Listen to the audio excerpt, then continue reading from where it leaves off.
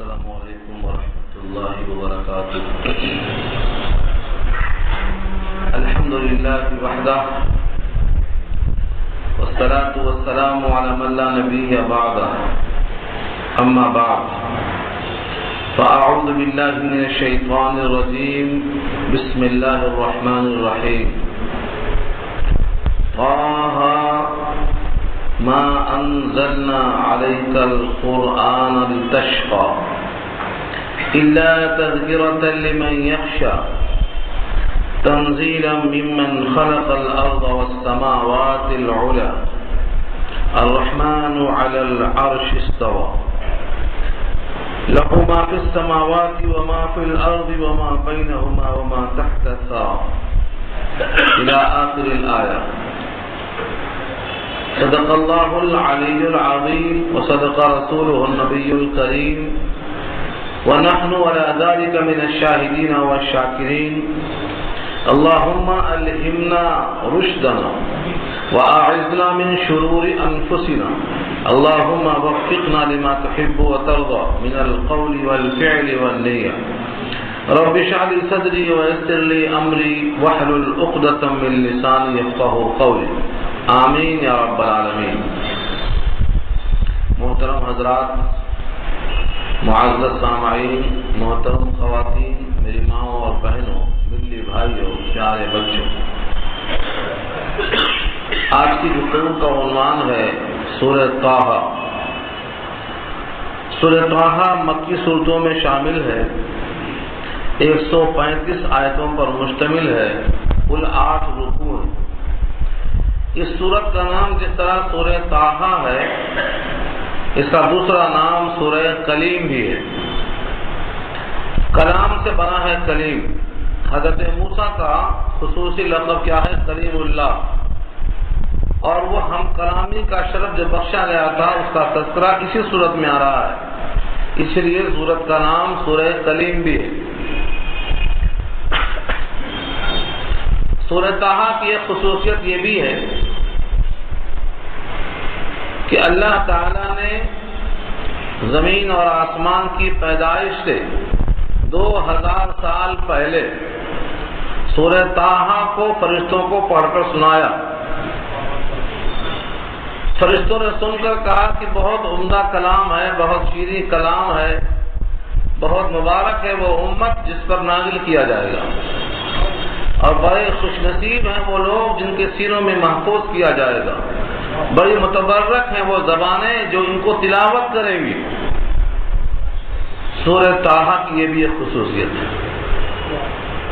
سورہ طه کی ایک خصوصیت یہ بھی ہے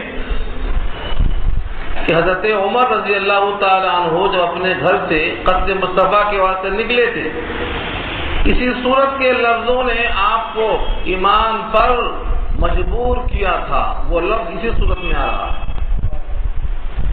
سورہ طه جب پڑھی جاتی ہے، حافظ قرآن جو بغیر ترجمے سمجھے پڑھتے ہیں ان کو بھی محسوس ہوتا ہے کہ اس میں ایک تلاوت محسوس ہوتی ہے. اس کے انداز میں اتنی روانی ہے کہ آدمی رکنا چاہے تو رک نہیں سکتا. اتنی تلاوت ہے، اتنی روانی ہے. بعض صحابہ کرام فرماتے ہیں کہ ہم کو اس کے پڑھنے میں بہت لطف آتا ہے بطور خاص. سورہ طه، سورہ مریم، سورہ انبیاء. تو سورہ طه کا جو پہلا لفظ ہے طه، جس کے معنی کیا ہے شارحین نے یا رجل، اے آدمی، اور ایک ترجمہ کیا ہے یا حبیبی، اے میرے حبیب. تیسرا ترجمہ کیا ہے طه کے ابو بکر صدیق رضی اللہ تعالی عنہ اور جمہور مفسرین کہتے ہیں طه جس طرح اور سورتوں کے شروع میں حروف مقطعات ہیں، یہ بھی اس صورت میں حروف مقطعات کے طور پر ہے. سورہ طه میں جو مضمون آ رہا ہے، آپ لفظوں سے محسوس کریں گے کہ اللہ نے نبی صلی اللہ علیہ وسلم پر شفقت کا کیسا اظہار کیا ہے. طه اے میرے حبیب، طه اے میرے مخاطب آدمی، ما انزلنا علیک القرآن لتشقى، ہم نے نہیں نازل کیا ہے قرآن کو آپ پر تاکہ آپ مشقت اور محنت میں پڑ جائیں. یہ جملہ بتا رہا ہے کہ جب قرآن کریم نازل ہوا، سورہ مزمل کی آیتیں آئیں، یا ایھا المزمل قم اللیل، تو آپ راتوں رات کھڑے رہتے تھے اللہ کے سامنے، دن بھر یہ پیغام اللہ کے بندوں تک پہنچاتے اور رات میں یہ پیغام اللہ کو کھڑے ہو کر سناتے۔ اسی لیے کفار قریش نے بطور طنز کے کہا کہ قرآن کیا آیا، ان پر تو آفت آ گئی، نہ دن میں چین رات کا سکون، جب دیکھو جب اسی میں لگے ہوئے۔ اللہ تعالیٰ نے ان جملوں کی تردید کیا ہے کہ ان کو معلوم بھی کیا ہے کہ قرآن ہے کیا، قرآن کس کا کلام ہے، اس میں کیسی شفا ہے، کیسی راحت ہے، کیسی لذت ہے، کیسا سرور ہے اور کیسی ہدایت ہے اور کیسے منزلوں کو آسان کرنے کے نسخے ہیں۔ اس لیے فرمایا اے نبی صلی اللہ علیہ وسلم، ما انزلنا، نہیں اتارا ہم نے، علیکا، آپ پر، القرآن، قرآن، لتشقا، کہ آپ مشقت میں پڑ جائیں، محنت میں آپ پڑ جائیں۔ قرآن کریم کسی کو مشقت میں ڈالنے کے واسطے نہیں ہے، بلکہ یہ تو راحت کے لیے۔ جو انسان بے چین ہو، آپ قرآن اس کے اوپر پڑھیے، اس کو چین نظر آئے گا، آپ پڑھیے آپ کو اطمینان نظر آئے گا۔ الا تذکرہ، مگر نصیحت ہے، یاد دہانی ہے۔ الا تذکرہ، مگر نصیحت ہے، کس کے لیے؟ لمن یخشا، جو ڈرتا ہے، جس میں خشیت ہے۔ قرآن کریم تذکرہ اور نصیحت ہے۔ تذکرہ کے معنی آتے ہیں یاد دہانی۔ کس چیز کی یاد دہانی؟ جو آپ ٹکٹ خریدتے ہیں بسوں میں، ٹرینوں میں، اس کو بھی تذکرہ کہتے ہیں۔ پیسہ مانگتا ہے، آپ دکھا دو، کہے گا ہاں دے چکا پیسہ، اس نے یاد آ جاتا ہے۔ قرآن کریم تذکرہ ہے، یاد دہانی ہے کہ تم حقیر قطرہ تھے، اب انسان ہو، تم خود سے نہیں بن گئے، تم کو پیدا کرنے والا ہے، تمہاری یہ منزل نہیں ہے، قیام گاہ نہیں ہے، تم کو آگے سفر کرنا ہے، تمہارے واسطے جنت تیار ہے۔ یہ تذکرہ ہے، یہ یاد دہانی ہے، یہ نصیحت۔ لیکن یہ نصیحت کس کے لیے ہے؟ لمن یخشا، جس میں خشیت ہو۔ قرآن کریم کی اصطلاح میں خشیت ان لوگوں میں ہے، اللہ نے فرمایا انما یخشى اللہ من عباده العلماء، اللہ کے بندوں میں سے جو علماء ہیں ان میں خشیت ہے، یعنی جتنا معرفت اللہ کی ہوگی اتنا خشیت اور خوف پیدا ہوگا۔ نبی صلی اللہ علیہ وسلم کا ارشاد ہے کہ تم میں سب سے زیادہ میں اللہ سے ڈرتا ہوں، کیونکہ مجھ کو تم میں سب سے زیادہ اللہ کی معرفت حاصل ہے۔ تو خشیت موقوف ہے معرفت پر، اور معرفت نام ہے فعل قلب کا۔ جتنا دل اللہ کی طرف یقین کے ساتھ آگے بڑھے گا، اللہ کا خوف اور خشیت پیدا ہوگی۔ تو تذکرہ اور نصیحت ان کے لیے ہے جن میں خشیت ہے اور ڈر ہے۔ تنزیلا، اتارا ہوا، نازل کیا ہوا۔ تنزیل تفعیل کے وزن پر ہے، جس کے معنی ہی آتے ہیں آہستہ آہستہ اتارنا، ایک بارگی نہیں، 23 سال میں نازل کیا گیا۔ ایک بارگی تمام کتابیں آئیں، تورات، زبور، انجیل۔ خود قرآن کریم جب لوح محفوظ سے نقل ہو کر آیا آسمان دنیا پر تو ایک شب میں آیا، لیکن وہاں سے جو قلب مصطفیٰ پر نازل ہوا صلی اللہ علیہ وسلم، الف الف مرۃ بعدد کل ذرۃ، تو آپ کے دل پہ جو نازل ہوا وہ 23 سال میں نازل ہو۔ تو تنزیل کا ترجمہ کیا ہے؟ اتارا ہوا، آہستہ آہستہ۔ ممن خلق الارض والسماوات العلی، اس ذات کی طرف سے نازل کیا گیا جس نے پیدا کیا زمین کو، والسماوات، آسمانوں کو، العلی، بلند آسمان۔ آسمانوں کی بلندی کا عالم یہ ہے، 7 آسمان بنائے، ہر آسمان کے درمیان 500 برس کا فاصلہ رکھا، اب 7ویں آسمان پر عرش رکھا، اس عرش پہ کرسی رکھا۔ اللہ کی بلندی، اللہ کی عظمت، یہ انسان کیسے کر سکتا ہے جس کی حیات ہی 500 برس کی نہیں ہے کہ ایک آسمان تک پہنچ جائے؟ اولاً تو انسان پہنچے گا نہیں۔ سورہ ملک کی آیت ہے، سورہ ملک پارہ 29 میں کہ تم آنکھیں پھاڑ پھاڑ کے دیکھو، آسمان میں کوئی عیب نہیں ملے گا۔ کیوں؟ کیونکہ تم براہ راست ان آسمانوں کو، اس کے جرم کو اس کے اندر کسی کمی کو تلاش نہیں کر سکتے۔ فرجع البصر هل ترى من فطور، تم نے کبھی کوئی آیت دیکھا؟ حقیقت تو یہ ہے نگاہیں وہاں تک پہنچتی ہی نہیں۔ فرجع البصر، دوبارہ دیکھو، اللہ فرماتے ہیں، آگے فرماتے ہیں ثم ارجع البصر کرتین، پھر دیکھو۔ نہیں دیکھ سکتا انسان جس کو دیکھ نہیں سکتا ہے وہ رب اس جیسے 7 آسمان پیدا کر چکا ہے، اس کی بلندی کا اندازہ بندہ کیا کر سکتا ہے؟ اس لیے فرمایا کہ یہ کلام کتنا بلند ہوگا کہ 7 آسمان اور 7 زمین بنانے والے بلند رب کی طرف سے بھیجا گیا ہے۔ اس کی بلندی کا اندازہ تم نہیں کر سکتے، بڑا بھاری بھرکم کلام ہے۔ اب یہاں سے وضاحت فرمایا کہ جب آسمانوں کو بلند ہے، پیدا کرنے والا ہے، تو خود کہاں مستوی ہے؟ فرمایا الرحمن علی العرش استوى، رحمان عرش پر مستوی ہے، رحمان عرش پہ قائم ہے۔ 7 آسمانوں کو پیدا کرنے والا جس نے اتارا ہے اس کتاب کو، وہ عرش پہ قائم ہے۔ یہ آیت متشابہات میں سے ہے۔ متشابہات کی تعریف یہ ہے کہ عام طور پر اس کے معنی سمجھ میں نہ آئے، ان کو متشابہات کہا جاتا ہے۔ ان کے مقابل میں محکمات ہیں۔ سورہ آل عمران 3 پارہ پہلے ہی رکوع میں بحث آ چکی ہے کہ آیات محکمات اصل کتاب ہیں، ہن ام الکتاب، اصل کتاب وہ ہے، اس پہ عمل کرنا ہے۔ لیکن جن کے دل میں ٹیڑھاپن ہوتا ہے، کجی ہوتی ہے، وہ متشابہات کے پیچھے پڑ جاتے ہیں، لوگوں کو چھیڑتے پھرتے ہیں، بتاؤ اللہ کہاں ہے؟ قرآن کریم نے واضح کیا ہے متشابہات کی آیتوں کو چھیڑنا یہ کج روی اور کج فہمی اور دل میں ٹیڑھاپن ہونے کی دلیل ہے۔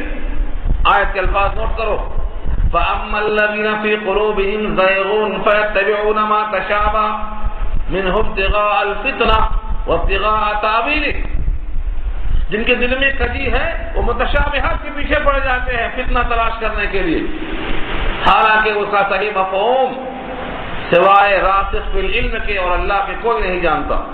یا یوں کہا جائے کہ راسخ فی العلم بھی کہہ دیتے ہیں جو کچھ اتارا اللہ نے، ہم اس پر قائم اور دائم ہیں، ایمان رکھتے ہیں۔ تو متشابہات کا مفہوم نہیں معلوم ہے تو اس میں بحث کرنے سے روکا ہے، لیکن دل میں کجی ہے وہ لوگ اسی کے پیچھے پڑتے ہیں۔ اصل کتاب وہ ہے جن کے احکامات ظاہر ہیں، اس پر عمل کرنا ہے۔ تو آیت جو موجودہ ہے یہ سامنے، یہ متشابہات میں سے کیسے ہے؟ رحمان اللہ کا ایک نام ہے، علی العرش، عرش پر ہونا، عرش اللہ کی مخلوق ہے، اللہ نے عرش کو بھی پیدا کیا، اللہ تعالیٰ عرش کے بھی رب ہے، وہو رب العرش العظیم، عرش عظیم کے بھی وہ رب ہیں۔ اور رب کا ترجمہ کیا ہے؟ جو عدم سے وجود بخشے، پال کر درجہ کمال تک پہنچائے۔ تو عرش عظیم کو بھی اللہ نے پیدا کیا، اس کے بھی وہ رب ہے۔ کرسی کو بھی اللہ نے پیدا کیا، اللہ اس کی بھی رب ہے۔ تو عرش پر اللہ کا قائم ہونا یہ تو معلوم ہو گیا، لیکن عرش پر کیسے قائم ہے یہ کیفیت بندہ نہیں جان سکتا۔ کیوں نہیں جان سکتا؟ کیونکہ ذات سے متعلق گفتگو کرنے سے اللہ نے منع کیا ہے۔ اللہ کی ذات کو بندہ ادراک ہی نہیں کر سکتا۔ جو بندہ اللہ کی ذات کو دیکھنے پر قادر نہیں ہے وہ ذات کے بارے میں ادراک کیسے کر سکتا ہے؟ البتہ مصنوعات عالم میں غور کرنے سے، صفات میں غور کرنے سے اللہ کی محبت دل میں آتی ہے، یہ کافی ہے۔ ہم موجود ہیں، ہمارا کوئی خالق ہے، اللہ کے خالق ہونے میں غور کر سکتے ہیں۔ ہمیں کھانا ملتا ہے، کوئی رزاق ضرور ہے، رزق میں غور کر سکتے ہیں۔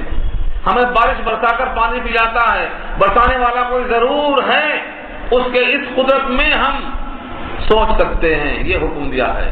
اللہ کے صفات میں غور کرنے کا حکم ہے، ذات میں غور کرنے کا حکم نہیں دیا۔ تو یہ آیت متشابہات میں سے ہے، رحمان عرش پہ قائم ہے، لیکن اس کا مطلب یہ نہیں کہ عرش پر قائم ہے تو وہاں وہ محدود ہے اور کہیں ہے ہی نہیں۔ جیسا کہ ایک فرقہ اس پر تلا ہوا ہے کہنے کے لیے کہ اللہ عرش پر ہی ہے، بقیہ اور کہیں نہیں ہے، اللہ زمین پر نہیں ہے۔ ان کا عقیدہ یہ ہے کہ اللہ علم کے لحاظ سے ہر جگہ ہے، ذات کے لحاظ سے صرف عرش پر محدود ہے۔ یہ عقیدہ باطل ہے۔ کیوں باطل ہے؟ کیونکہ رحمان عرش پر ہوتے ہوئے ہر جگہ موجود ہے، کیونکہ اس کی ایک صفت ہے وَهُوَ عَلَى كُلِّ شَيْءٍ شَهِيدٌ، اور شہید کے معنی حاضر کے آتے ہیں۔ الشہید حاضر ہونا یہ اللہ کی صفت ہے۔ جس طرح بصیر دیکھتا، ہر چیز کو دیکھ رہا، خبیر ہر ایک کی خبر ہے، علیم ہر ایک کا علم ہے، قدیر ہر شے پہ قادر ہے، مشیت اس کی جو چاہتی ہے وہ ہوتی ہے۔ ایسے اللہ کی صفتوں میں سے ایک صفت یہ بھی ہے کہ وہ شہید ہے، اور شہید کے معنی کیا ہے؟ حاضر۔ اس کو کہنا کہ وہ زمین پر نہیں ہے یہ الشہید کی صفت کے خلاف ہے۔ سورہ زخرف پارہ 25 کی آیت ہے وَهُوَ الَّذِي فِي السَّمَاءِ إِلَٰهٌ وَفِي الْأَرْضِ إِلَٰهٌ، وہی معبود آسمانوں میں ہے اور وہی معبود زمین میں ہے۔ اب زمین میں اس کے معبود ہونے کی نفی کرنا سورہ زخرف کی اس آیت کی مخالفت کرنا ہے۔ اللہ عرش پہ ہوتے ہوئے ہر جگہ موجود ہیں۔ اس کی ایک دلیل اور سامنے رکھو، آیت الکرسی آپ کو یاد ہوگی، وسع کرسیہ السماوات والارض، اس کی کرسی اتنی وسیع ہے کہ اس میں ساتوں آسمان اور زمین سما جائے۔ ساتوں زمین سما گئے، ساتوں آسمان سما گئے تو اس کرسی پر ہوتے ہوئے وہ اپنے وسعت میں سب کو لیے ہوئے ہیں۔ لہذا یہ کہنا کہ اللہ عرش پہ ہے اس کا مطلب اور کہیں بھی نہیں ہے، یہ کہیں بھی نہیں ہے، یہ بے دلیل ہے۔ کوئی حدیث اور کوئی آیت دلیل میں نہیں ملے گی نفی پر۔ نفی کا مطلب اللہ ہر جگہ نہیں ہے، یہ دعویٰ ہے۔ اس پر دلیل چاہیے، کوئی آیت کوئی حدیث چاہیے، نہیں ہے، دستیاب نہیں ہے۔ اسی لیے اللہ تعالیٰ عرش پہ ہوتے ہوئے ہر جگہ۔ تھوڑی دیر کے لیے ہم تھوڑی دیر مان لیتے ہیں کہ اللہ اپنے علم کے لحاظ سے ہر جگہ ہے، ذات کے لحاظ سے عرش پر ہے۔ اتنی بات جمہور مفسرین بھی کہتے ہیں، اتنی بات جمہور مفسرین بھی کہتے ہیں کہ اللہ ذات کے اعتبار سے عرش پر ہے، کرسی پر ہے، لیکن علم کے لحاظ سے ہر جگہ موجود ہے۔ یہاں تک بات چل سکتی ہے، لیکن ذات کی نفی کر دینا کہ ہر جگہ نہیں ہے، یہ ٹکڑا ثابت نہیں، یہ ٹکڑا قابل محل ہے۔ اللہ تعالیٰ کی صفت اللہ کی ذات سے الگ نہیں ہو سکتی، ایک دعویٰ۔ یہ اچھی طرح سمجھانا چاہ رہا ہوں میں آپ کو، کیونکہ اس میں ایک طبقہ مبتلا ہے اور بہت اوپر تک چلا رہا ہے۔ اللہ کی جتنی صفتیں ہیں ان میں سے خاص طور سے 7 صفتیں ایسی ہیں جو صفات ذاتیہ کہلاتی ہیں، اللہ کی ذاتی صفات، جیسے اللہ کا علم، اللہ کا علیم ہونا اللہ کی ذاتی صفت ہے، اللہ کا قدیر ہونا اللہ کی ذاتی صفت ہے، اللہ کی مشیت، اللہ کا ارادہ، اللہ کا تکلم، یہ سب ذاتی صفات ہیں۔ اور جو ذاتی صفات ہیں وہ ذات سے الگ ہو ہی نہیں سکتی۔ لیس کمثلہ شیء، اس جیسا کوئی نہیں ہے، لیکن سمجھانے کے لیے ایک مثال دینا پڑتا ہے تاکہ فہم سے قریب ہو جائے بات۔ انسان آپ بڑے حسین ہیں، یہ حسن آپ کی صفت ہے۔ آپ بڑے بہادر ہیں، بہادری آپ کی صفت ہے۔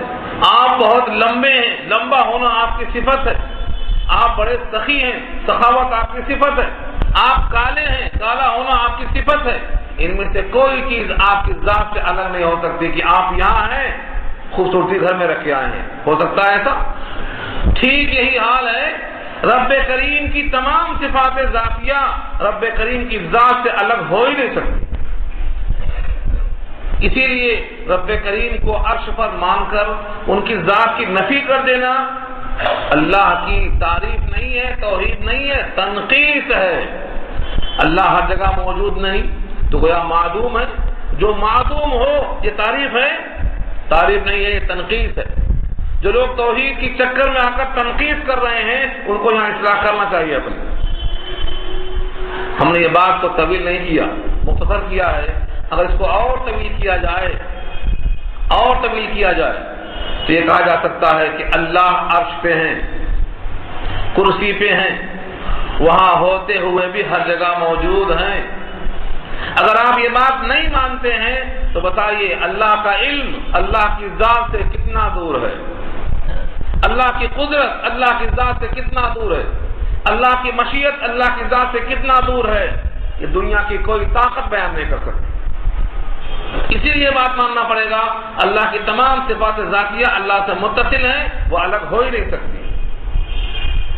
یہ ہے ہیڈنگ، جو عنوان ہے، یہ آیت متشابہات میں سے ہے، لیکن اس کی تشریح میں کہ اللہ ہر جگہ موجود ہیں قرآن کریم کی 70 آیتیں موجود ہیں۔ سورہ یونس میں یہ بات آ چکی ہے، تم تلاوت کرتے ہو ہم تمہارا مشاہدہ کرتے ہیں۔ سورہ کاف میں یہ بات آ چکی ہے کہ تمہاری شہرت سے ہم قریب ہیں۔ سورہ واقعہ میں بات آ چکی ہے تمہاری روح نکلتی ہے، تمہیں سب گھیر کے بیٹھتے ہیں، لیکن تم میں سب سے زیادہ قریب اس وقت میں ہوتا ہوں، لیکن تم مجھے دیکھتے نہیں ہو۔ قرآن کریم میں جگہ جگہ یہ آیتیں موجود ہیں کہ اللہ تعالیٰ کو بندے سے دور کرنا یہ غلط ہے۔ اللہ کی ذات اور صفات متصل ہیں اور بندے سے ایسا قریب ہیں کہ رومی نے بہت اچھا کہا ہے، اتصال بے تکیف بے مثال حس رب الناصرہ باجان ناس۔ اتصال ایسا ہے کہ اس کی کوئی کیفیت کوئی مثال نہیں دی جا سکتی ہے، لیکن اللہ تعالی بندوں سے بہت قریب ہیں، یہاں تک کہ شہرت سے بھی قریب ہیں۔ بندے اللہ سے قریب ہیں۔ اللہ خود فرماتے ہیں جب تم سے بندے پوچھیں میں کہاں ہوں تو کہہ دو میں قریب ہوں۔ اذا سالک عبادی عنی فانی قریب، جواب دے دو میں قریب ہوں۔ جب اللہ قریب فرماتے ہیں تو دور کیسے کریں گے آپ؟ تحویل قبلہ کی آیت میں کہا اینما تولوا فثم وجہ اللہ، کدھر بھی چہرہ کر لو اللہ کی ذات موجود ہے۔ تو بندے کا قبلہ کیا آسمان میں ہوگا زمینی میں ہوگا؟ کہا واسجد واقترب، سجدے میں قریب ہو جاؤ اللہ سے۔ سجدہ بندہ زمینی پہ تو کرتا ہے، تو سجدے میں قریب کیسے ہوگا؟ یہ قربت ہے۔ اللہ تعالیٰ بندے سے قریب ہونے کا اقرار فرماتے ہیں۔ ایک فرقہ ہے جو کہتا ہے بندے سے اللہ دور ہے، اللہ اتنے دور ہے کہ وہ آسمان میں ہے تم زمین پہ ہو۔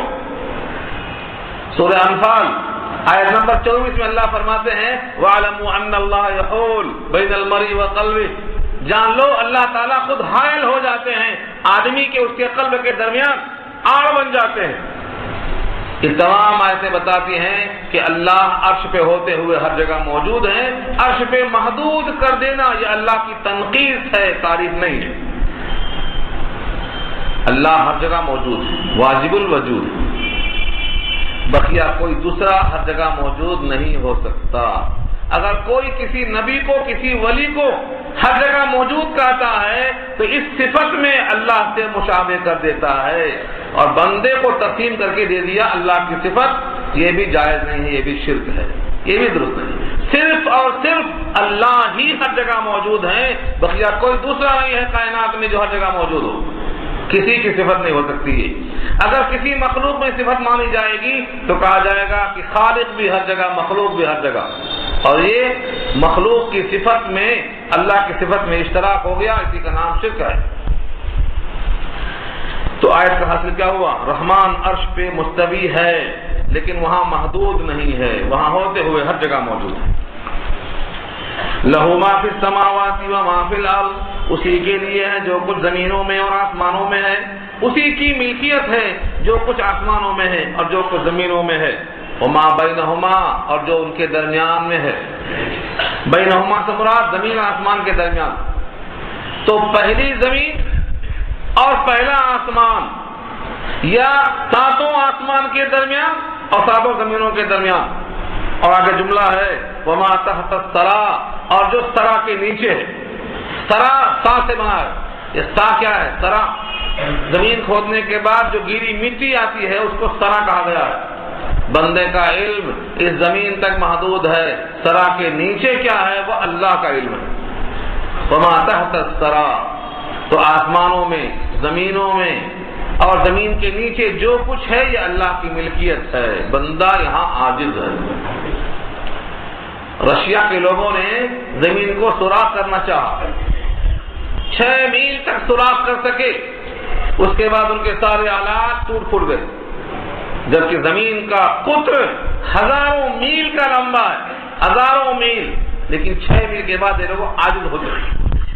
سورہ طور کی بحث میں یہ بات آ چکی ہے، اس زمین کو سوراخ کر کے برما کر کے نہیں جا سکتے، کیونکہ حجری غلاف ہے۔ والبحر المسجور کے تحت یہ پوری بات کر چکا ہوں میں کہ زمین کے نیچے اللہ نے جو سمندر رکھا ہے، یہ سمندر ہی آگ بن کر جہنم کا حصہ بننے والا ہے۔ والبحر المسجور کا ترجمہ یہ کیا ہے؟ خلاصہ یہ نکلا کہ اللہ کی قدرت کیا ہے، بندہ اپنے وجود کو یوں سمجھے خود سے نہیں پیدا ہوا ہے۔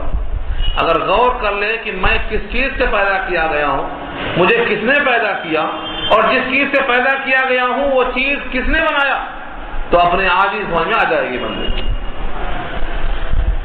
علم کا عالم یہ ہے، وَإِن تَجْهَرْ بِالْقَوْلِ، اگر تم بات زور سے کرو، پکار کر کرو، فَإِنَّهُ، تو بے شک شان ہے اس کی، يَعْلَمُ السِّرَّ، وہ تو سر کو بھی جانتا ہے۔ جو اللہ سر کو بھی جانتا ہے، پوشیدہ بات کو جانتا ہے، وہ جہر سے زور سے جو بات ہوگی اس کو بدرجہ اولا جانتا ہے۔ اور آگے کیا فرمایا؟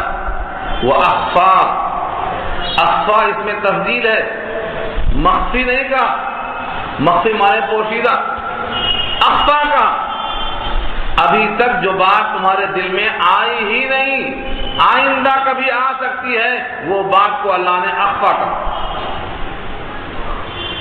آج آپ کے دل میں ایک بات نہیں آئی، کل آ سکتی ہے، وہ بات آپ کو نہیں معلوم ہے، اللہ کو پہلے سے معلوم ہے۔ ایک بندہ 100 سال جیے گا، 100 سال میں اس کے دل میں کیا باتیں آئیں گی وہ جانتا ہے۔ یہ ہے ترجمہ کس کا؟ اخفا کا ترجمہ ہے یہ۔ جو سر ہے وہ بھی جانتا، جو جہر ہے وہ بھی جانتا، جو دل میں ابھی بات نہیں آئی وہ بھی جانتا۔ یعلم خائنۃ الاعین وما تخفی الصدور، آنکھوں کی خیانتیں جانتا ہے، دل کے راز کو وہ جانتا ہے۔ یہاں رک کر کے میں ایک واقعہ سنا دوں، کیونکہ آگے حضرت موسیٰ کا واقعہ آ رہا ہے، تو تھوڑا آپ کو اندازہ ہو جاتا کہ اللہ کا علم کتنا محیط ہے۔ بخاری میں ایک قصہ نقل کیا ہے، حضرت موسیٰ علیہ السلام نے اپنے دادا آدم سے کہا، دادا اگر آپ نے جنت کا ایک پھل نہ کھایا ہوتا تو پوری اولاد جنت میں مزے کرتی۔ آپ کے پھل کھا لینے سے سب کو گھر سے باہر نکلنا پڑا، آج مشقتیں ہم جھیل رہے ہیں، آپ نے کاش وہ پھل نہ کھایا ہوتا۔ حضرت آدم جواب دیتے ہیں، بیٹے کسی اور بیٹے نے یہ بات کہی ہوتی تو کوئی تکلیف کی بات نہیں تھی، تم تو سمجھدار ہو، کریم اللہ ہو، صاحب تورات ہو، تمہارے منہ سے یہ بات اچھی نہیں لگتی، کیا تم مجھے تانا دیتے ہو ایسی بات پر جو میری تیری زمین و آسمان کی پیدائش سے 50,000 سال پہلے لکھ دیا تھا اللہ نے کہ آدم پھل کھائیں گے اور جنت سے باہر جائیں گے اور دنیا آباد ہوگی۔ اس طرح سے دادا آدم موسیٰ پہ غالب آ گئے۔ یہ دیکھو اللہ کا علم محیط ہے۔ یہاں دکھانا چاہتا ہوں یہ کہ اللہ جو ہو چکا وہ تو جانتے ہی ہیں، جو ہونے والا ہے وہ بھی لکھ چکے ہیں، کسی کا نام تقدیر ہے۔ تو یہ اخفا میں آتا، جو باتیں پوشیدہ ہیں، دل میں ابھی آئی نہیں، وجود میں ہوئی نہیں، ان تمام باتوں کو اللہ نے لکھ دیا۔ اللہ کا علم اتنا محیط ہے، اس لیے آگے فرمایا اللہ لا الہ الا ہو، اللہ کے سوا کوئی معبود نہیں۔ اللہ ایسا ہے کہ اس کے سوا کوئی معبود، ایک ہی معبود، سب کے دل کی بات جاننے والا ایک ہی، سب کو رزق دینے والا ایک ہی، تحت الثری میں کیا ہے اس کا جاننے والا ایک ہی، لہذا معبود تمہارا ایک ہی ہے۔ ہاں اس کے نام البتہ بہت اچھے اچھے ہیں، لہ الاسماء الحسنی، اس کے لیے اسماء اسم کی جمع ہے، نام ہے، الحسنی حسین سے بنا ہے، عمدہ عمدہ نام ہے۔ عبد الرحمن، رحمان کا بندہ، رحمان اللہ کا نام ہے جس کی رحمت عام، عبد الرحیم، رحیم کا بندہ، رحیم اللہ کا نام جس کی شفقت مکمل اور تمام ہو۔ اللہ کے بہت سارے نام، عمدہ عمدہ نام ہیں۔ تو ذات ایک ہے، نام کئی ہیں۔ جو کفار قریش نے کہا، ہم سے کہتے ہیں ایک معبود کی بندگی کرو اور خود کئی معبودوں کے نام پکار رہے ہیں۔ اللہ نے کہا ایک ہی ذات کے کئی نام ہیں، ایما تدعو فلہ الاسماء الحسنی، ایک ہی ذات کے کئی نام ہیں، سب پیارے پیارے نام ہیں، جس نام سے چاہے اللہ کو پکار لو۔ کئی نام ہونے سے کئی ذات کا ہونا لازم نہیں آتا۔ یہاں تک بات ہو گئی سید الانبیاء محمد مصطفیٰ صلی اللہ علیہ وسلم سے۔ اب یہاں سے کفار قریش کو سنانا ہے ایک واقعہ حضرت موسیٰ علیہ السلام کا۔ مگر یہ واقعہ کیوں سنانا ہے؟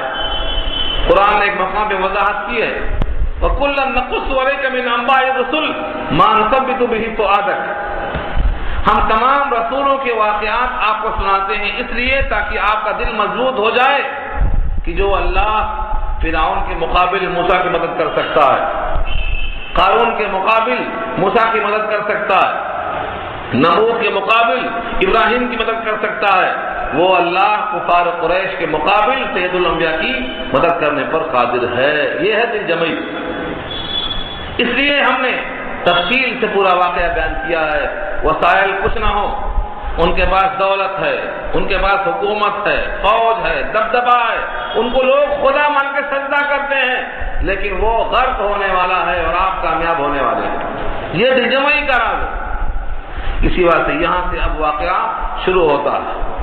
تفصیلی واقعہ حضرت موسیٰ کا یہاں بھی ہے، سورہ قصص میں آ چکا ہے، کچھ اجزاء الگ الگ بیان کیے گئے ہیں، اس کی مصلحتیں وہیں ظاہر کی جائیں گی۔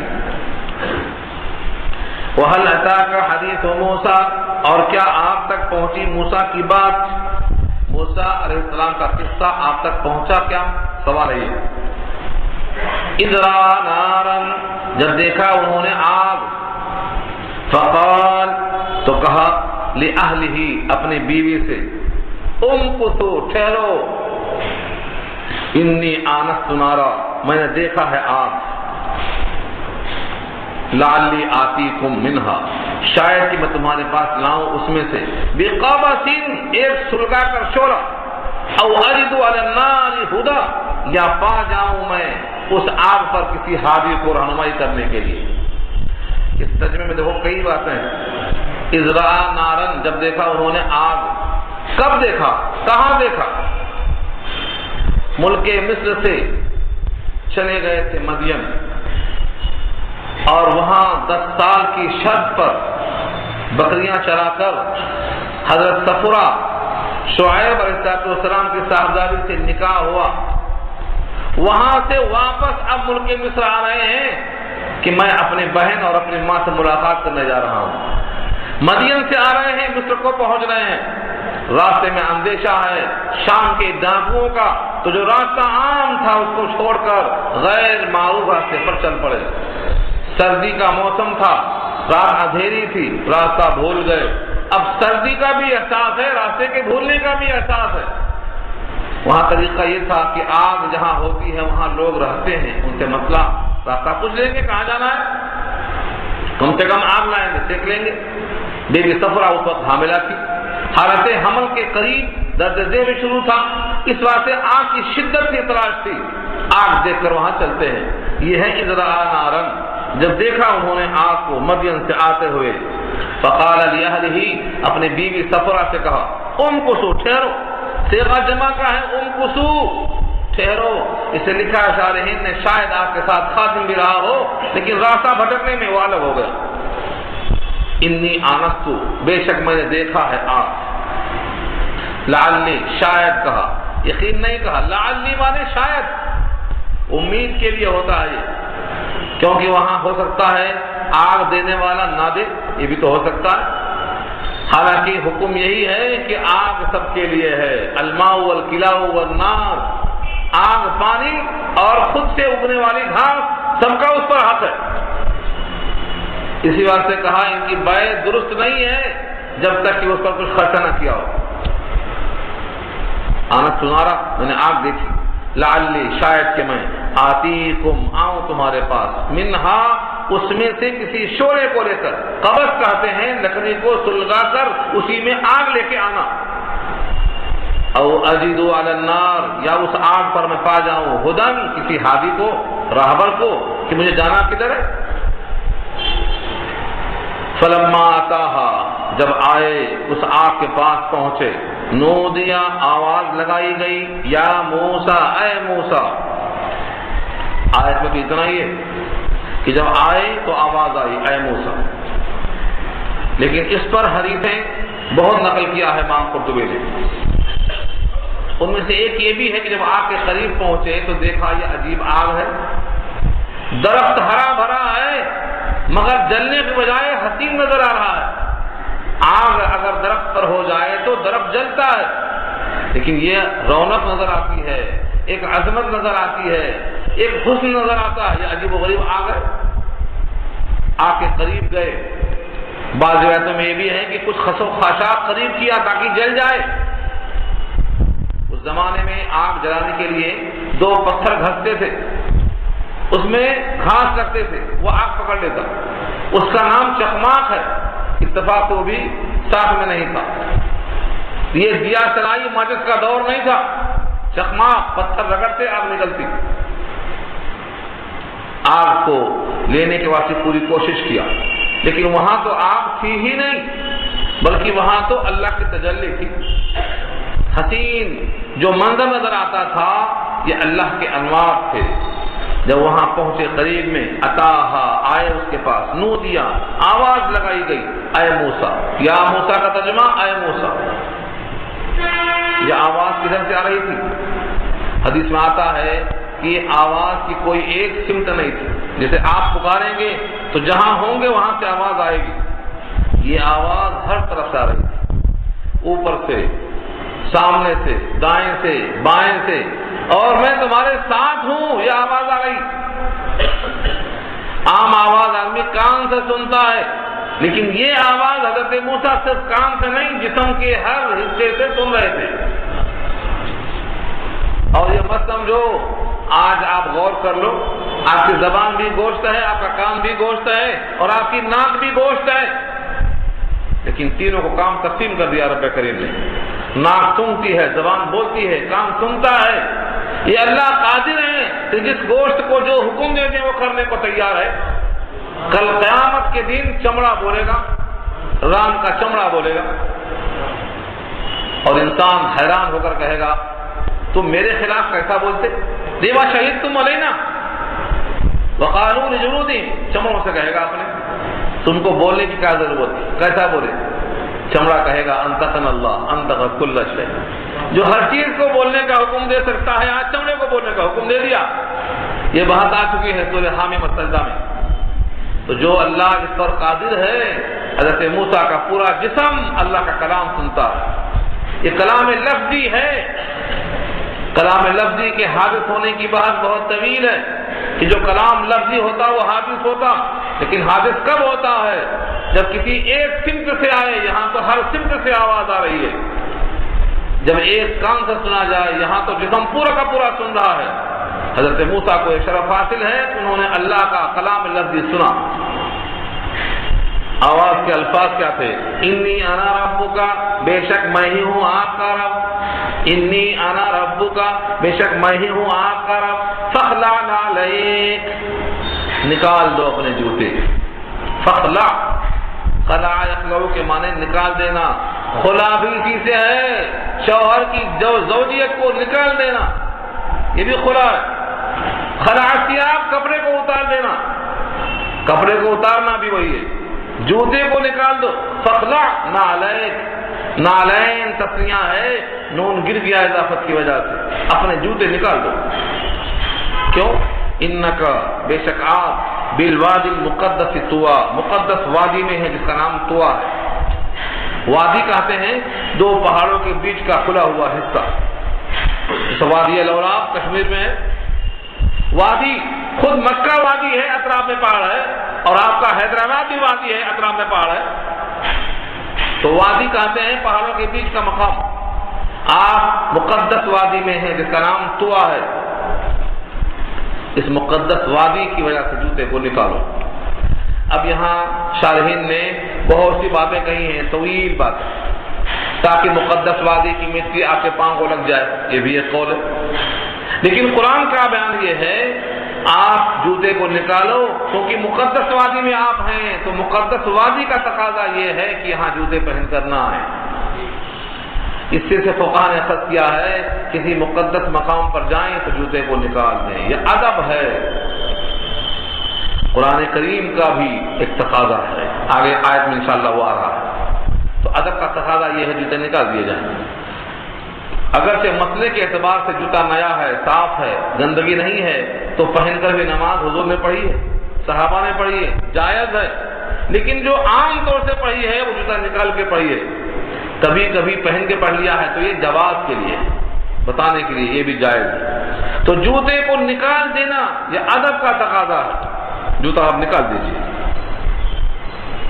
وَأَنَا اخْتَرْتُكَ، اور میں نے آپ کو چن لیا، وَأَنَا، اور میں نے اخْتَرْتُكَ، منتخب کر لیا آپ کو، فَاسْتَمِعْ لِمَا يُوحَىٰ، سنو جو وحی کی جاری، یوحا مضارع کا صیغہ ہے، سن لو جو بات اللہ کی طرف سے بطور وحی کے کی جائے، آئندہ سنتے جاؤ۔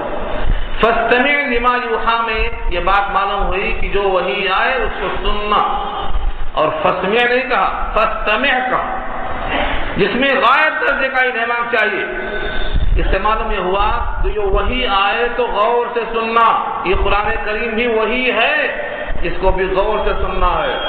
اس واسطے میں کہا کرتا ہوں موبائل بند کر لو پہلے سے پہلے، تاکہ توجہ رہے۔ حکم یہ ہے جب قرآن پڑھا جائے تو نگاہ نیچی رہے، قرآن کے لفظوں کو سمجھنے کی طرف توجہ رہے۔ جتنا زیادہ بندہ توجہ کے ساتھ سنے گا دل پہ اس کے نور کا ورود ہوگا۔ فاستمع لما یوحا، جو وحی کی جائے اس کو سنیے، یہ رسالت کا ثبوت ہے۔ اللہ نے وحی کی، موسیٰ کو سننے کا حکم دیا، یہ رسالت ہے۔ رسالت، توحید اور آخرت، تین چیزیں ہیں جو مجموعہ ہیں، توحید، رسالت، آخرت۔ یہاں پہلے کیا ہے؟ رسالت۔ نمبر 2 پہ کیا؟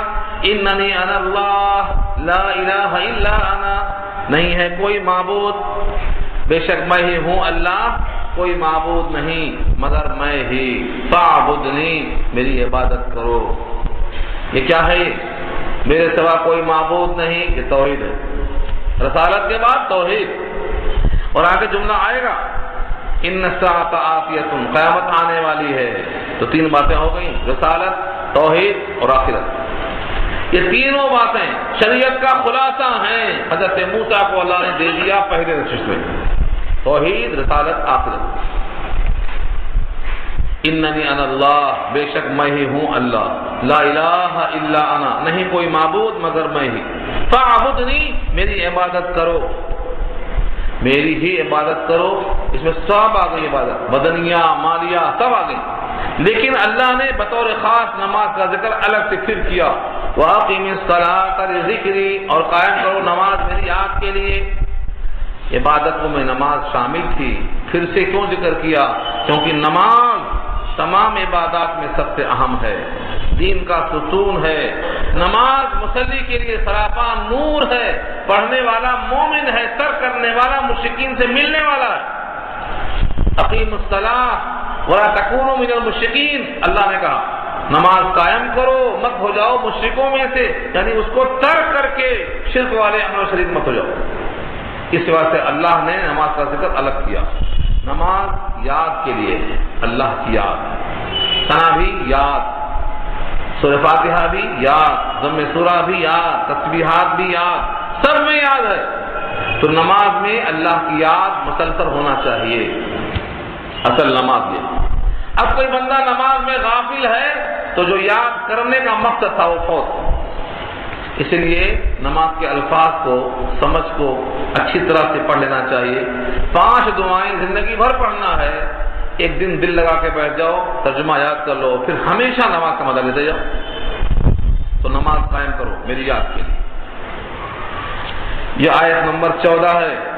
میں یہاں رک کر تفسیر کو روک کر آپ کو سنانا چاہتا ہوں کہ یہی وہ آیت ہے جس پر حضرت عمر کے دل میں انقلاب پیدا ہوا تھا. یہاں تک وہ پڑھتے پڑھتے جب یہاں پہنچے تو ان کا دل بھرا. قصہ آپ جانتے ہیں, میں بہت ہی چند لفظوں میں اس کو سنا دینا چاہتا ہوں تاکہ تازہ کر لیں آپ. حضرت عمر رضی اللہ تعالیٰ عنہ تلوار لے کر گھر سے نکلتے ہیں نبی صلی اللہ علیہ وسلم کو قتل کرنے کے لیے. لوگوں نے ان کو تانا دیا تھا, آپ کے ہوتے ہوئے پوری قوم میں تفرقہ ہو رہا ہے, بتوں کی مذمت ہو رہی ہے. وہ چلے تھے کہ تفرقہ کرنے کی جو بنیاد ہے میں وہ سر اڑا دوں گا. گھر سے نکل گئے تلوار لے کر. راستے میں ایک صحابی ملے, نعیم بن عبداللہ. وہ فرماتے ہیں عمر کہاں جا رہے ہو؟ کہہ رہے ہیں کہ میں چاہ رہا ہوں تفریقہ کا خاتمہ کر دوں. انہوں نے کہا کیا آپ کا خیال یہ ہے کہ آپ قتل کر دیں گے محمد کو صلی اللہ علیہ وسلم, اور ان کا جو قبیلہ ہے بنی عبد مناف یوں ہی چھوڑ دے گا آپ کو کہ چلتے رہے زمین پہ, پھرتے رہے زمین پہ؟ بہتر یہ ہے کہ پہلے گھر کی خبر لے لو. آپ کے بہن بانوں بھی سب اسلام آ چکے ہیں, گھر میں آپ کا اسلام اور ایمان آ چکا ہے. ان کے دل میں ایک خیال آیا کہ میں باہر جا کے دیکھ رہا ہوں میرے گھر میں یہ ہو رہا ہے. پلٹ گئے فوراً وہیں سے.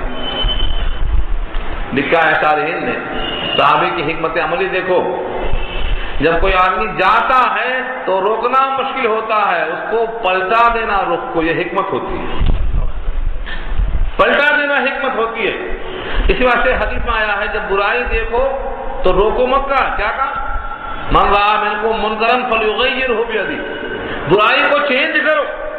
ایک آدمی گانے والا ہے, مت گاؤ مت بولو, یہ کلام پڑھو بولو, اس کو پڑھنے کا موقع دو.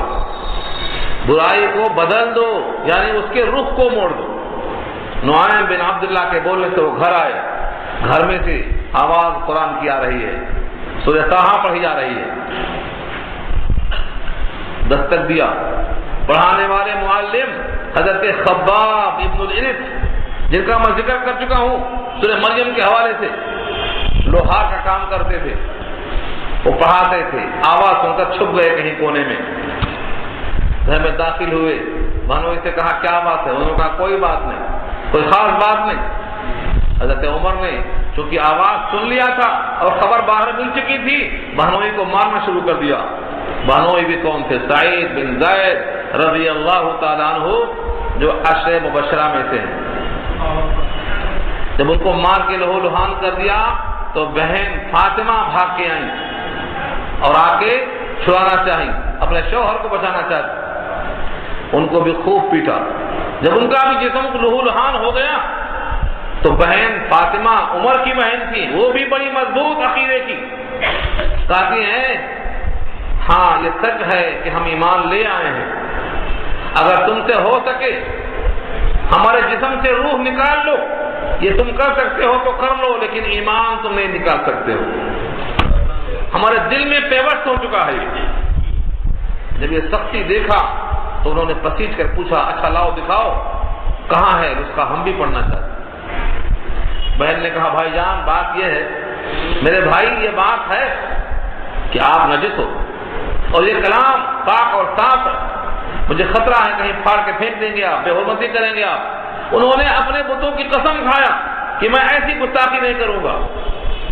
پھر کہا ٹھیک ہے, ارادہ اچھا ہے تو پہلے آپ غسل کر لیجیے, صفائی کر لیجیے, جسم کو پاک کر لیجیے. غسل کرنے سے پہلے بعض روایتوں میں یہ بھی آتا ہے وہ دعا کرتے ہیں اللہ ہم نے جسم کو دھلا دیا, جسم کو دھل دیا, اب قلب کو دھونا آپ کے ہاتھ میں.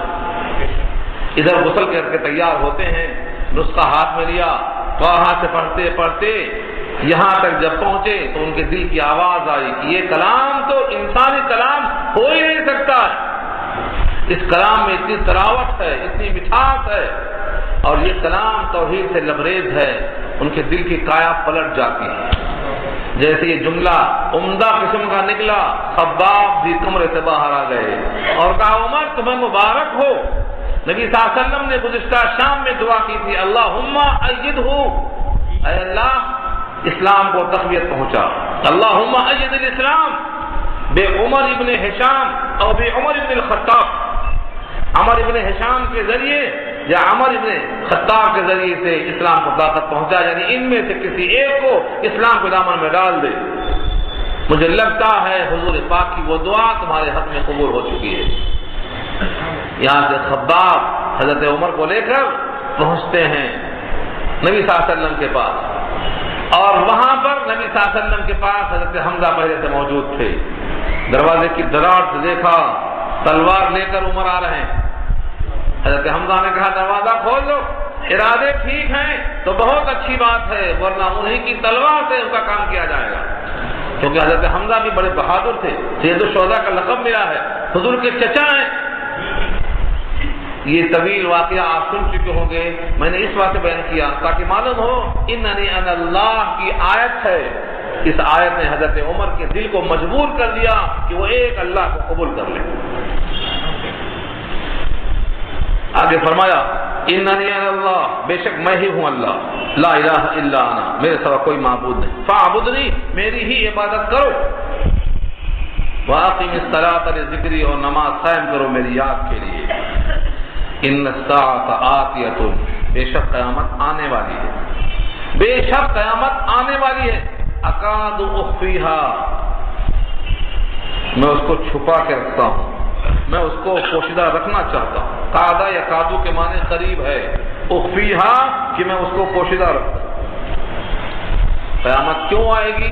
لتجزا، تاکہ بدلہ دیا جائے، کل نفس، ہر نفس کو، بما تسعی، جو اس نے کوشش کیا ہے، جتنی کوشش کیا ہے ہم نے اس کا بدلہ ہمیں یہاں نہیں وہاں ملے گا، کیونکہ دنیا میں انصاف نہیں ہو سکتا، یہاں چور دروازے بہت ہیں، رشوت بہت ہے، سفارش بہت ہے، یہاں پر لوگ بہت سی باتوں سے لا علم ہے، مجرم کو غیر مجرم کا دیتے ہیں۔ دیکھ رہے ہیں حالات ہندوستان کے، آپ کو معلوم ہے یہاں مجرموں کو باہر چھوڑ دیا گیا اور معصوموں کو جیل ڈال دیا گیا، معلوم ہے؟ اسی واسطے قیامت آنا ضروری ہے تاکہ علم کے مطابق فیصلہ کیا جائے۔ قیامت ضرور آئے گی، کیوں آئے گی؟ لتجزا، تاکہ بدلہ دیا جائے، کل نفس، ہر نفس کو، بما تسعی، جو اس نے کوشش کی ہے۔ اب یہاں سے خطاب ہوتا ہے سید الانبیاء کی طرف، لیکن سنانا ہے امت کو، فلا یصدنک عنہا من لا یؤمن بہا، بس نہ روک دے اس قیامت کی تیاری کرنے سے ایسا شخص جو قیامت پر یقین نہیں رکھتا۔ بھلا نبی کو کون روک سکتا ہے؟ نبی کو کون روک سکتا ہے؟ سنانا امت کو ہے کہ تمہارا قیامت پر آنا یقین سمجھ لو، تیاری کرو۔ جو شخص قیامت پر یقین نہیں رکھتا، اس کی صحبت میں، اس کی بات میں آ کر کہیں قیامت سے بھول نہ جاؤ، آنے والی ہے۔ فلا یصدنک عنہا، نہ موڑ دے تیرا رخ، نہ تجھے باز رکھ دے قیامت سے، یعنی قیامت پر ایمان لانے سے، من، وہ شخص، لا یؤمن بہا، جو اس پر یقین نہیں رکھتا۔ اور کیا کرتا ہے وہ شخص؟ اول تو قیامت پر یقین نہیں رکھتا، اور جو ایسا ہوتا اس کا حال یہ ہے کہ وہ خواہشوں کا بندہ ہوتا، واتبع ہوا، اور اتباع کیا ہے اس نے اپنے ہوا کی، ہوا مانے خواہش، ہوا و ہوس، واتبع ہوا، اور خواہش کی اس نے اتباع کی، فتردا، تو تم بھی کہیں تباہ نہ ہو جاؤ اس کی وجہ سے۔ تردا اور تردا قریب قریب معنی میں ہے، یعنی جو خواہشات پر چلے گا اور قیامت کی تیاری نہیں کرے گا، فتردا، وہ اس میں گرے گا، مطلب جہنم میں گرے گا۔ یہ نبی صلی اللہ علیہ وسلم کو خطاب ہو گیا۔ یہ درمیان کی بات آ گئی تھی کہ حضرت موسیٰ سے جو خطاب ہوا تھا اس میں توحید، رسالت، آخرت کا کلام ہو چکا۔ اب یہاں سے حضرت موسیٰ کو مزید اللہ نے کیا خطاب کیا؟ آپ کے ہاتھ میں کیا ہے اے موسیٰ؟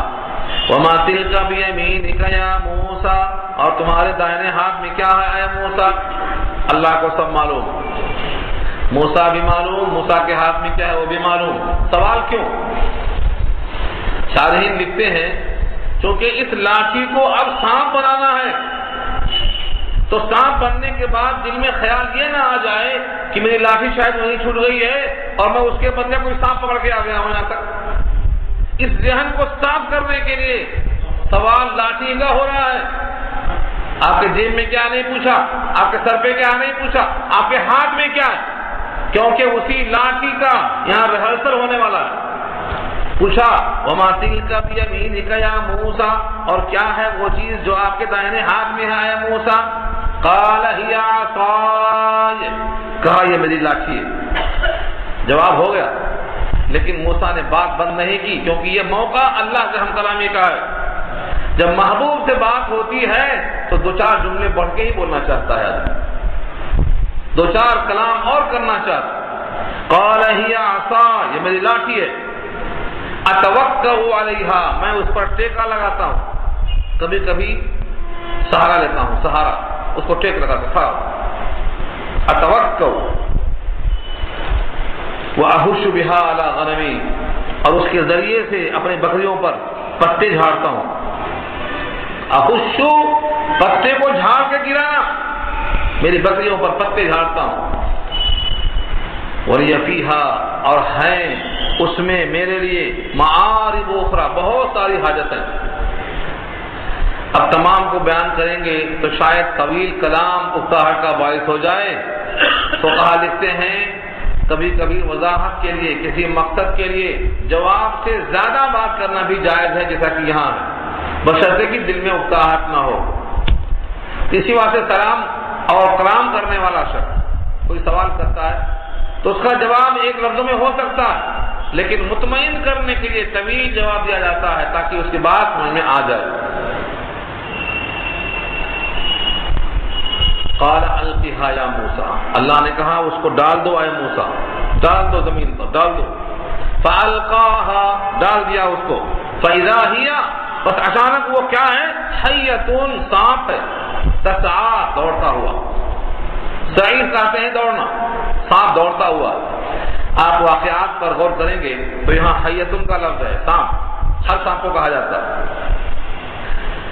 ایک مقام پہ آیا کانہا جانن, گویا کہ وہ جان ہے. جان ایک خاص قسم کا سانپ ہوتا ہے جس کی بات ہم کر چکے ہیں سورہ نمل میں. اور ایک مقام پہ آیا ہے ثعبان مبین, بہت بڑا اژدہا, بڑا ہوتا ہے وہ. تو کیا تھا آخر وہ, اژدہا تھا, سانپ تھا, جان تھا, کیا تھا؟ سارے لکھتے ہیں ایک ہی چیز کے کئی احوال ہیں. جیسے بچہ, کبھی بچہ ہوتا ہے, کبھی جوان ہوتا ہے, کبھی بوڑھا ہوتا ہے. جب سانپ, جب لاٹھی ڈالی گئی تو کیا تھا وہ, حیۃ, سانپ تھا. اس کے بعد بڑا ہو کے اژدہا ہو گیا, لیکن بڑا اژدہا رینگتا نہیں جلدی جلدی, کم چلتا ہے وہ, لیکن یہ اپنی چال میں کانہا جان, اس کی چال, اس کی سرعت, اس کی تیزی کو تشبیہ دیا ہے کہ ہے تو بڑا لیکن تیزی ہے جان کی طرح, سٹکدار ہے وہ. تو کبھی صفت ہے, کبھی احوال ہے. یہ جیسی لاٹھی سانپ بن گئی, اللہ نے کیا کہا, قال خذها, پکڑ لو اس کو. انسان سوچتا ہے سانپ ہے, میں کیسے پکڑوں؟ رب کریم دلوں کے حال سے واقف ہیں. ولا تخاف, ڈرو مت کہہ رہے ہیں. جو دل میں ڈر پیدا ہوا اللہ جانتے ہیں, فرماتے ہیں موسیٰ ڈرو مت. یہاں تو یہی کہا, وہاں کہا اقبل ولا تخف, آگے آؤ ڈرو مت. تو نہ ڈرنا یہ اللہ کا حکم تھا, اور ڈرنا انسانی خاصیت ہے, بشری تقاضا ہے. انسان کے اندر خوف پیدا ہوتا ہے, یہ بشریت ہے. کہا پکڑ لو اس کو اور ڈرو مت. سنعیدھا, ہم اس کو لوٹائیں گے. ان قریب, سنعیدھا, اس کو ہم جلد ہی لوٹائیں گے.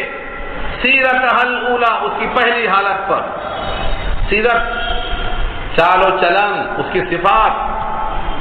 اگر کہا دیتے حالت پر تو پہلی ایک حالت ہوتی, یہاں ہے اس کی سیرت, ان سارے وہ کام کرے گا جو پہلے کرتا تھا.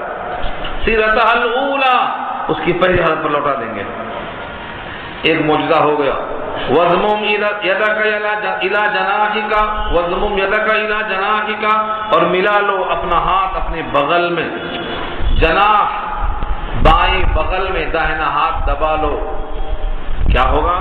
تخرج بیضاء, نکلے گا روشن ہو کر, چمکدار سورج کی طرح. من غیر سوء, کسی برائی کے بغیر. کوئی عیب نہیں، ہاتھ میں یہ سفیدی کہاں سے آ گئی، کوئی بیماری ہوگی، برس ہوگا، نہیں، من غیر سوء، کوئی برائی کے بغیر، کوئی عیب کے بغیر۔ آیۃ اخری، یہ نشانی ہے دوسری، پہلی لاٹھی، دوسری ید بیضا، لنریک من آیاتنا الکبریٰ، تاکہ ہم دکھلائیں آپ کو ہماری نشانیوں میں سے جو بڑی قدرت ہے۔ آیاتنا جمع ہے آیت کی نشانیاں، الکبریٰ بڑی بڑی، سب ہم آپ کو دکھائیں۔ ان دو نشانیوں کو دیا اللہ نے اور کہا اذهب الى فرعون، لے جاؤ فرعون کی طرف، انه طغى، بے شک اس نے سرکشی کی ہے، سر ابھارا ہے، اپنے حدود سے آگے بڑھ گیا ہے۔ طغى طغیان اردو میں استعمال ہے، کہتے ہیں ندی میں طغیانی آئی، یعنی پانی خطرے کے نشان سے اوپر چلا گیا، اس نے بھی حد آدمیت سے آگے بڑھ کر کے خدا بن گیا، اس نے بھی سر اٹھا لیا ہے اور اس کے پاس جاؤ۔ اسی بات سے محاورہ ہے لکل فرعون موسیٰ، ہر سر اٹھانے والے کے لیے موسیٰ اللہ پیدا کر دیتے ہیں، چاہے اس زمانے کا جو ہے فرعون ہو، چاہے اس زمانے کا فرعون ہو، سر کو بھی کے واسطے اللہ کا انتظام ہے، بس شرط یہ ہے ہم اللہ کو دل سے پکار لیں۔ الحمدللہ یہاں رکوع پورا ہو گیا، اب گفتگو انشاءاللہ آئندہ ہوگی۔